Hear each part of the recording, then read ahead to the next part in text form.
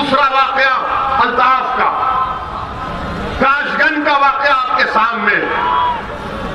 एक नौजवान बच्चा है, हजरत पुलिस उसको पकड़कर थाना लेकर गई और ये बहाने लेकर गई कि उसके खिलाफ, अल्ताफ के खिलाफ एक कंप्लेंट दी गई कि वो किसी लड़की को लेकर भागा था।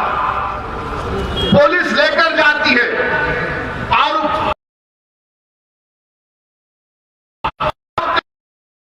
कि मैंने जाकर अपने बेटे को पुलिस के हवाले किया,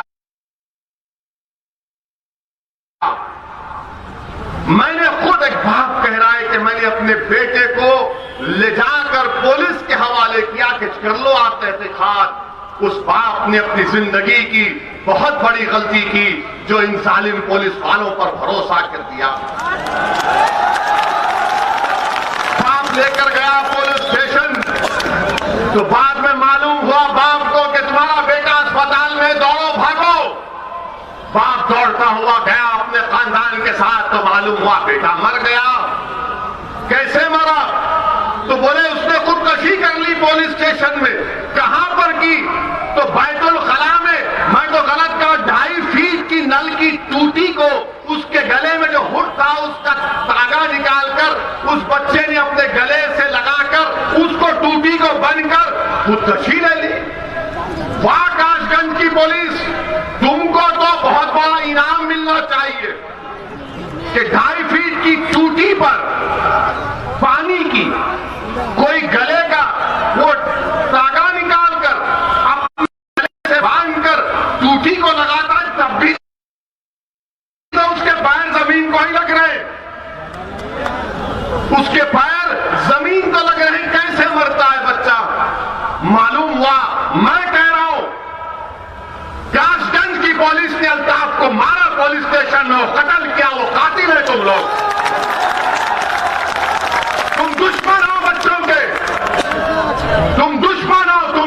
तुम्हारे पास केस आया, अरे तुम तहकीकात नहीं, तुम करना जानते हो।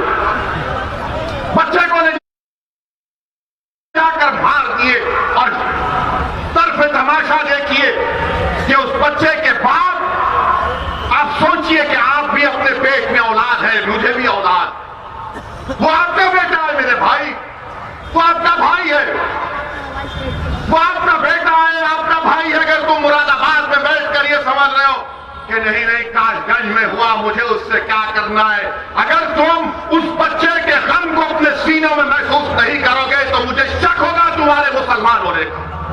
तुमको उसका दर्द महसूस करना पड़ेगा, क्योंकि रसूलुल्लाह सल्लल्लाहु अलैहि वसल्लम ने फरमाया कि मोमिन कौन है? मोमिन वो है अगर किसी के पैर के तलवे में अगर कीड़ा लगता है तो मोमिन वो है जो अपने सीने में उसकी तकलीफ को महसूस करे।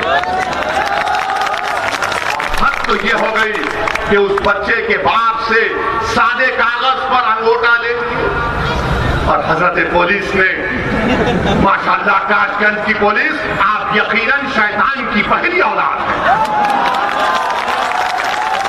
आप इब्लीस की पहली औलाद है। जो तुम्हारे लुत्फे में फर्क है, मैं कह रहा हूं उस बाप को जो अपने बेटे को खो दिया, जिसको तुमने पुलिस स्टेशन में मर्डर किया, तुम उसके अंगूठे के साइन लेकर उस पर लिख देते हो कि ये बेटे के बाप ने ये लिखा है कि वो पुलिस की तहकीकात से मुतमईन है और मेरे बेटे ने खुदकशी करके अपनी जान ले ली।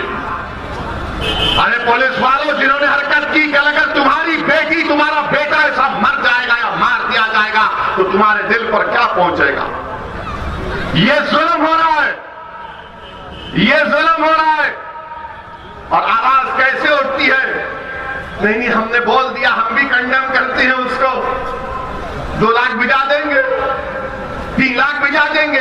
अरे सवाल ये पैदा होता है कि जब गोरखपुर के होटल में गुप्ता साहब को पुलिस ने मारा, उनकी मौत भी हम उसका कंडेम करते रहेंगे, मगर जब गुप्ता साहब की मौत हुई तो बाबा उत्तर प्रदेश के मुख्यमंत्री गुप्ता परिवार खानदान के पास पहुंच गए, बाबा पहुंच गए और गम का इजहार किया और जाकर कहा उस गुप्ता साहब की हमारी सरकार आपके साथ है और मेरे ख्याल से उनको 50 लाख का चेक दिया, गवर्नमेंट की नौकरी दी, पुलिस के लोगों को सस्पेंड भी किया और उनको गिरफ्तार भी किया। और समाजवादी पार्टी के बहुत चाहने वाले, आपके अखिलेश ने क्या किया, गुप्ता साहब के घर गए और कहा बहन ये 21 लाख का चेक है, ये 21 लाख का चेक है। आप बताइए मेरे अजीज दोस्तों और बुजुर्गों, इंसान जब पुलिस की कस्टडी में मरता है, अगर तो उसने खुद से खुदकशी कर ली, अगर वो मुसलमान खुदकशी कर ली और उसके बाद से झूठ से फरेब देकर अंगूठा उसका लगाकर लिख दिया जाता है, और अगर वो मुसलमान नहीं है, अरे मैं जिंदाबाद के नारे अपने नहीं लगाने वाला। सुनो मेरी बात, नहीं आप सुनो मेरी बात, मैं अपने जिंदाबाद के नारे आपसे मंगवाने के लिए नहीं आया हूं, क्योंकि आप जिंदा है, मैं जिंदा हूं, रसूल अल्लाह की उम्मत है, जिंदा रहने वाले। और याद रखो इस बात को, याद रखो इस बात को कि जब तक हम जिंदा हैं दुनिया आबाद है, जब हम नहीं तो दुनिया भी नहीं। याद रखो, ये मेरा फेथ है। मगर ये हाल देखिए आप कि एक मुसलमान मरता है तो कोई आवाज नहीं उठती है। क्या मेरे खून की अहमियत नहीं है? क्या मेरे नौजवान की जिंदगी की कीमत नहीं है? क्या मैं कोई गंदी नाली का कीड़ा हूं कि बैतुल खला में ले जाकर मेरे बच्चे को, बेटे को मार दिया जाता है, कुड्डी के बाजू मेरे बेटे की लाश को फेंक दिया जाता है? मेरे अजीज दोस्तों और बुजुर्गों, ये इसलिए हुआ क्योंकि आपके पास उत्तर प्रदेश में कोई सियासी ताकत नहीं है। आपके पास मुट्ठी भर 3-4 मुसलमानों के आपके वोटों से जीते हुए एमपी एमएलए होंगे। आपके पास क़यादत नहीं है, आपकी लीडरशिप नहीं है। आप मुत्तहिद अगर हो जाएंगे तो उत्तर प्रदेश में 19% मुसलमानों की क़यादत बनेगी। अगर अल्लाह उस अल्ताफ की रूह को अगर अल्लाह हुक्म देगा कि बोलो उत्तर प्रदेश के मुसलमानों से क्या कहना है, तो अल्ताफ की रूह पुकार कि गुप्ता मरा तो हुकूमत हिल गई, मैं मर गया तो हुकूमत नाम तक नहीं लेती। मेरे अजीज दोस्तों और बुजुर्गों, याद रखो, नाइंसाफी का इलाज सिर्फ रोने से नाइंसाफी का खात्मा नहीं होता। जुल्म का खात्मा सिर्फ जज्बाती नारों से खत्म नहीं होता। हुकूक का हक को हासिल करना सिर्फ दुआओं से नहीं होगा, बल्कि दुआ करके उसको देखना कि मेरी दुआओं में कितना असर है, मैदान में उतरना पड़ता है। और आपके पास असदुद्दीन अवैसी ये कहने के लिए आया है कि आप अपनी क़यादत को बनाइए, लीडरशिप को बनाइए। इतनी बड़ी ताकत में आप रहते हैं। मेरे अजीज दोस्तों, बहुत जुल्म हो चुका है,